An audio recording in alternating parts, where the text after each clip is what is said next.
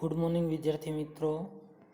एक यात्रा यह भी पाठ के लेखक का नाम है रामदरस मिश्र।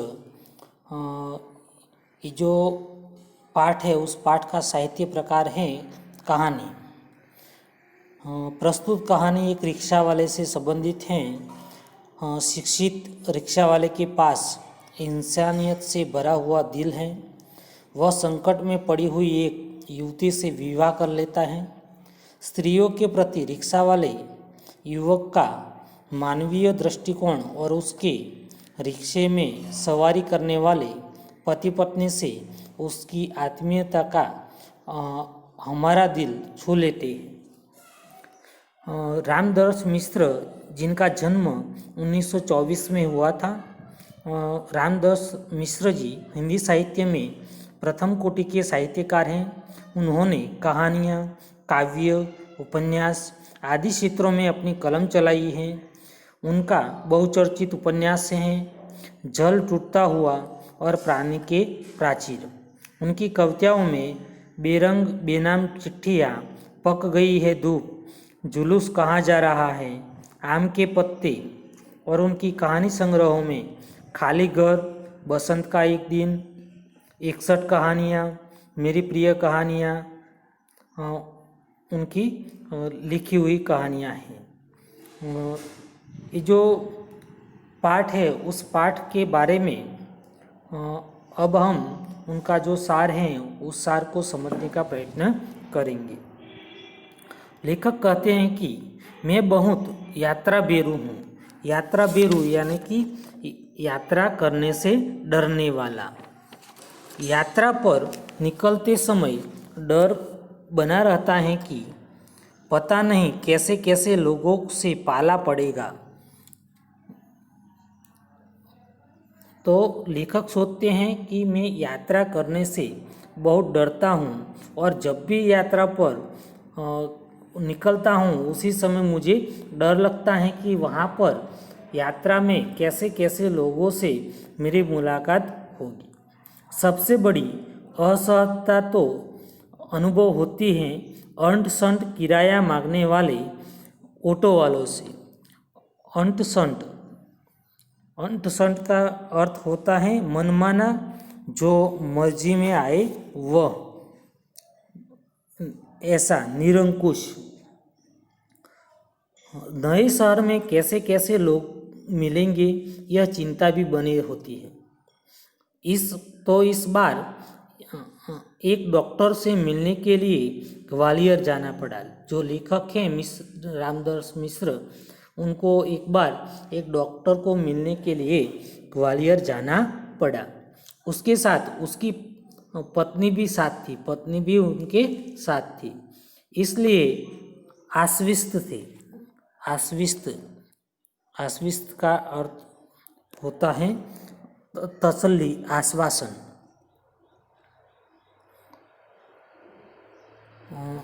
उनकी पत्नी जो उनके साथ थी इसीलिए उसे थोड़ा आश्वासन था, तसल्ली थी, किसी प्रकार का कोई भय नहीं था। स्टेशन पर उतरते ही ऑटो वाले पीछे पड़ गए। हम चुपचाप आगे बढ़ते रहे। एक नवयुवक ऑटो वाला साथ लग गया। हम कुछ बोले बिना आगे बढ़ते रहे कि उसकी आवाज़ आई, बाबूजी आप आखिर कहीं जाएंगे ही और कोई ऑटो करेंगे ही, तो फिर मेरा ऑटो क्यों नहीं। उसकी जिद और आवाज़ में कुछ ऐसा आकर्षण महसूस हुआ कि मैंने स्वीकृति दे दी। महसूस यानी कि अनुभूति, स्वीकृति यानी कि अनुमति। वह प्रेम भरी बातें करता रहा और हमें डॉक्टर के यहाँ पहुँचा दिया। उसके द्वारा बताए वांछित का अर्थ होता है चाहिए हुई वस्तु। वांछित यानी कि चाहिए हुई वस्तु। जो ऑटो वाला है वो प्रेम भरी बातें करता रहता है और उन्होंने उस ये जो लेखक है, लेखक को डॉक्टर के यहाँ पहुँचा दिया। उसके द्वारा बताए वांछित यानी कि कहे गए पैसे देकर डॉक्टर के घर की कॉल बेल बजाई। नाथ हुआ कि डॉक्टर ने क्लिनिक की जगह बदल दी है। वहाँ जाकर पता चलता है कि जो डॉक्टर था और उस डॉक्टर ने अपनी जो क्लिनिक थी, दवाखाना, उनकी जगह बदल दी है। ऑटो वाला बिना हमारे कहे हमारा इंतजार कर रहा था। इंतजार यानी प्रतीक्षा, राह देख रहा था। हमें नई जगह पर पहुंचा दिया। मैंने पूछा कितने पैसे दे दूँ? तो जो ऑटो वाला था उन्होंने कहा, बाबूजी जो इच्छा हो दे दीजिए। वैसे डॉक्टर के घर से यहाँ तक का किराया तो अतिरिक्त हो गया ना। अतिरिक्त यानी कि ज़्यादा, किराया यानी गुजराती में कहिए तो भाड़ू। उसने पूछा, बाबूजी यहाँ से कहाँ जाएंगे? मैंने होटल का नाम बता दिया और कहा, भाई तुम जाओ, यहाँ देर लग सकती है। लेखक ने कहा कि उन्होंने होटल का नाम बता दिया और कहा कि तुम जाओ, मुझे यहाँ देर लग सकती है। पर वह कुछ नहीं बोला। हम डॉक्टर के पास चले गए। घंटा भर बाद निकले तो देखा तो वह वहीं खड़ा था। अब हमें महसूस होने लगा, महसूस यानी एहसास, कि यह ऑटो वाला कुछ और है। वह हमारे भीतर घर करता गया। भीतर यानी अंदर। होटल पर छोड़कर उसने पूछा, फिर कब आऊँ? यानी आप शहर में घूमेंगे फिरेंगे न? आपको जहाँ जाना होगा ले चलूँगा। वैसे यहाँ कब तक हैं? तो लेखक ने बताया कि कल शताब्दी से लौटेंगे। शताब्दी जो एक्सप्रेस जो ट्रेन है उसका नाम है शताब्दी। तो आपको घुमाने के लिए कब आ जाऊँ? तो लेखक ने बताया कि भाई आज तो हम थके हुए हैं, आराम करेंगे, कल घूमेंगे।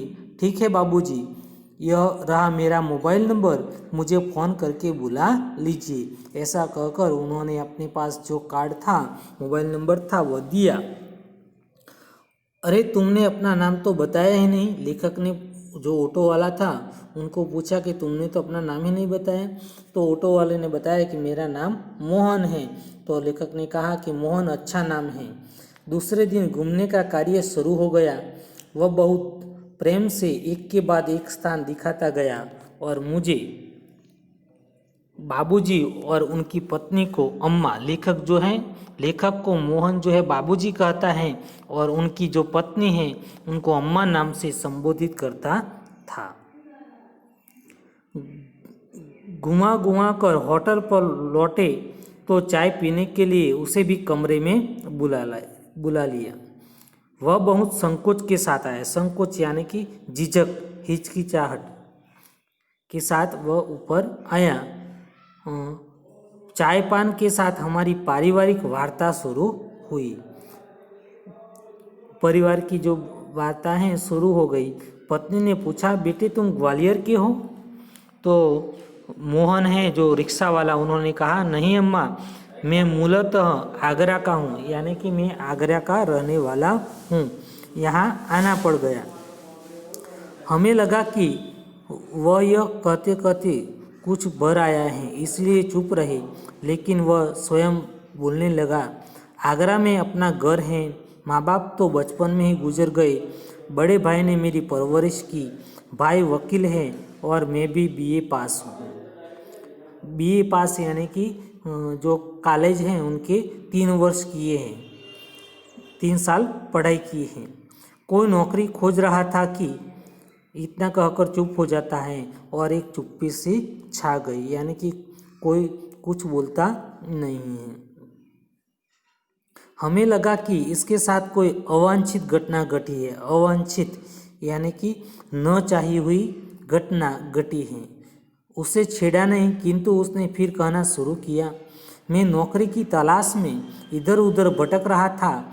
एक दिन भटक कर लौट रहा था कि रास्ते में एक परिचित यानी कि जानी पहचानी लड़की मिल गई। बदहवासी यानी कि विकल मुश्किल में।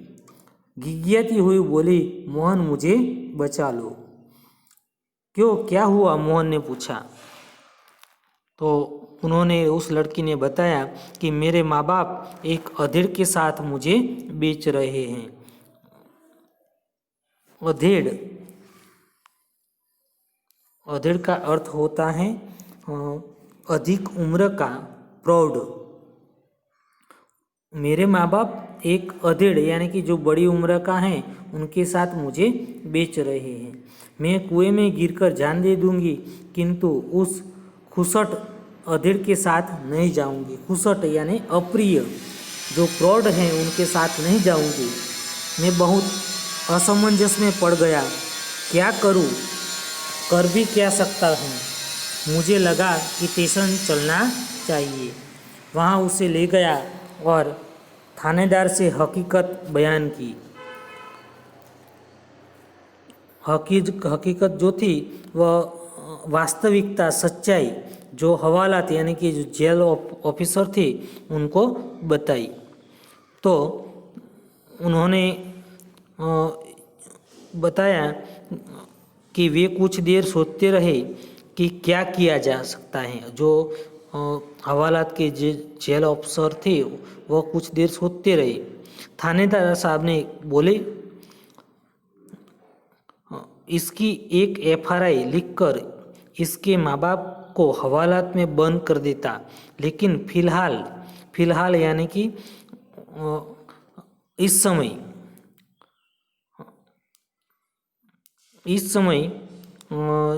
चिंता इस लड़की की है कि आखिर इसके लिए क्या किया जाए। जो उनके पिता हैं उनको तो तुम यदि एक अर्जी लिख कर दे दो तो मैं तुरंत उसे जेल में डाल सकता हूँ, किंतु इस लड़की का क्या होगा। एक छोटी सी चुप्पी के बाद वे एकाएक बोले, अचानक बोले, तुम्हारी शादी हो गई है, मोहन से पूछा। मैंने न में सिर हिलाया। तो बोले, तुम इससे शादी क्यों नहीं कर लेती। जो लड़का है उस लड़के को थानेदार कहते हैं कि तुम क्यों इस लड़की से शादी नहीं कर लेते। मैं तो इस आकस्मिक अचानक प्रस्ताव से चकरा गया। आकस्मिक यानी कि अचानक, ये जो प्रस्ताव था उस प्रस्ताव से चकरा गया, किंतु कुछ पल बाद लगा कि इसमें बुराई क्या है। मैंने कहा, सर इससे तो पूछ लीजिए। थानेदार ने उससे पूछा तो उसने स्वीकृति सूचक सिर हिला दिया। लेकिन क्या मोहन, बाबूजी यानी कि थानेदार, लेकिन यह है कि भाभी अपनी बहन से मेरी शादी कराना चाहती थी। जो लेखक हैं उनको, ये जो मोहन लड़का है वह कहता है कि बाबूजी मैंने सोचा कि भाभी जो है उनकी जो भाई हैं, उनकी पत्नी, उनकी जो मोहन की भाभी, वह उनकी मोहन की जो शादी है या सगाई है उनकी बहन से करना चाहती थी। बात तय हो चुकी थी। फिर बाबूजी, मैंने सोचा कि भाभी जी की बहन से तो कोई अच्छा आदमी भी शादी कर लेगा, वहाँ कोई संकट नहीं है।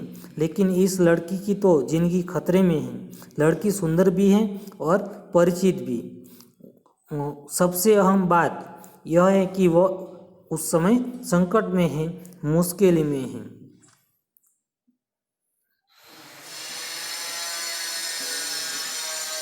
इससे विवाह करना प्रीतिकर होगा और मानवीय भी। लेकिन हाँ, अब समस्या यह है कि विवाह एकदम तो न हो जाएगा। यदि लड़की घर गई, यदि लड़की जो घर जाती हैं तो फिर वही बेच दिए जाने का संकट। मैं साथ ले जाऊँ तो भैया भाभी नाराज हो जाएंगे, उदास हो जाएंगे। इसके माँ बाप मेरे ऊपर लड़की भगाने का केस कर देंगे। जब मैंने थानेदार के सामने यह समस्या मुश्किल रखी तो वे बोले, कुछ दिन के लिए इसे नारी निकेतन में रखवा देता हूँ। लड़की से माँ बाप के खिलाफ शिकायत लिखवा कर रख लेता हूँ। 15 दिन बाद उन्होंने मंदिर में उससे शादी करवा दी। जो थानेदार थे उन्होंने उस लड़की को मोहन के साथ शादी करवा दी। मैंने कहा, मोहन, ऐसे थानेदार कहाँ होते हैं? मुझे तो इस घटना पर विश्वास ही नहीं हो रहा है। लगता है कथा सुन रहा हूँ। आप सही कह रहे हैं बाबूजी, लेकिन यह थानेदार कवि भी हैं। थानेदार और क्या हैं? कवि भी थे। कवि सम्मेलनों में कविताएं पढ़ता है और उसकी कविताएं मानवीय संवेदना से भरी होती हैं। संवेदना यानी कि सहानुभूति। हाँ, तब तो ठीक है भाई। हर क्षेत्र में कोई न कोई मसीहा दिखाई ही पड़ ही जाता है। मसीहा यानी कि देवदूत। हाँ, तब यह कि मेरे भाई भाभी मुझसे खफा हो गए। खफा यानी नाराज़ हो गए और हमें घर से निकाल दिया। एक तो मैंने उनकी साली से शादी नहीं की, दूसरे जिससे लड़की से की वह किसी और जाति की है। तो तुम लोग ग्वालियर आ गए, लेखक ने बताया। हाँ बाबूजी, आगरा में हमारा निर्वाह होना कठिन था। वहाँ रहना, गुजारा करना, निर्वाह करना कठिन था। पराये शहर में भले ही कोई अपनापन न हो, किंतु परायापन उस अपनेपन से अच्छा है न, जो दिन रात अप्रीतिकर व्यवहार बनकर तन मन को उद्विग्न करता हो। उद्विग्न यानी कि व्याकुल कर रहा हो। हाँ, सही कह रही हो। तो यहाँ कोई नौकरी तो रखी नहीं थी, बस ऑटो का दामन थाम लिया। दामन यानी पल्लू, और उसी के सहारे चल रहा हूँ। कविताएं लिखते रहते हैं, किंतु अपने व्यवहार में नहीं उतारते। लेकिन तुमने तो बहुत सहज भाव से लड़की को दुर्दशाग्रस्त यानी कि बुरी दशा में पड़े होने से बचा लिया और अपने जीवन के साथ उसे सम्मानपूर्वक लगा लिया। बाबूजी, इस कार्य से मुझे भी बहुत संतोष मिला और मैंने तो एक बार उसका उद्धार किया, किंतु वह तो प्रायः अक्सर मुझे संकटों से उबारती रही है। उबारना यानी कि बचाती रही है बार बार। मोहन की यह कहानी हम पर छा गई और हमारे मन में कितना बड़ा हो गया। मोहन, गाड़ी का समय हो रहा था। मोहन हमें लेकर स्टेशन आ गया। उसे मैं 500 रुपये का नोट देने लगा। वह बोला, रहने दीजिए बाबूजी। लेखक जो है वह मोहन को, ऑटो वालों को कितने रुपये देता है? 500 रुपये। तो वह बोला, रहने दीजिए बाबूजी। यह तो लेखक ने कहा कि अरे, यह तुम्हारा पारिश्रमिक है, यानी कि मेहनत की कमाई है, कोई दान थोड़े ही दे रहा हूँ। तो मोहन ने कहा कि बाबूजी, मैंने माँ बाप का प्यार नहीं पाया।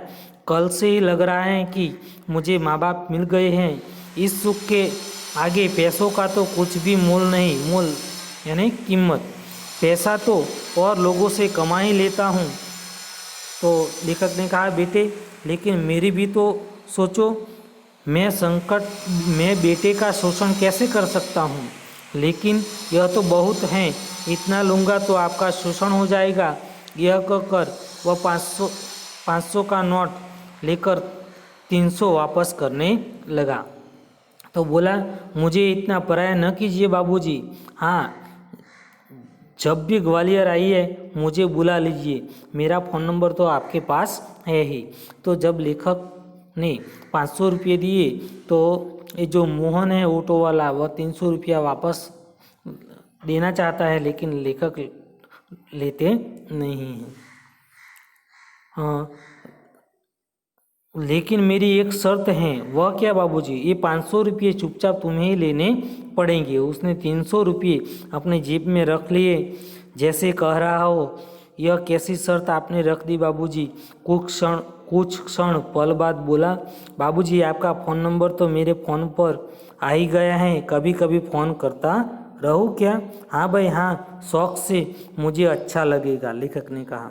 लेकिन आपका नाम तो मैंने पूछा ही नहीं। तो लेखक ने बताया कि मैं हूँ सत्यकेतु और उनकी पत्नी है कामना। लेखक की पत्नी का नाम है कामना, लेखक का नाम सत्यकेतु। और जब हम स्टेशन के अंदर जाने लगे तब वह आँख में न जाने कितना अपनापन लिए निहारता रहा। तो यहाँ पर ये जो पाठ है समाप्त होता है। अब उनके जो विकल्प हैं देख लेते हैं। मोहन के परिचित लड़की से शादी करने का क्या परिणाम आए? तो उत्तर में आएगा मोहन को उसके भाई भाभी ने घर से निकाल दिया। लेखक क्या कहकर मोहन को 500 रुपये थमा दिए?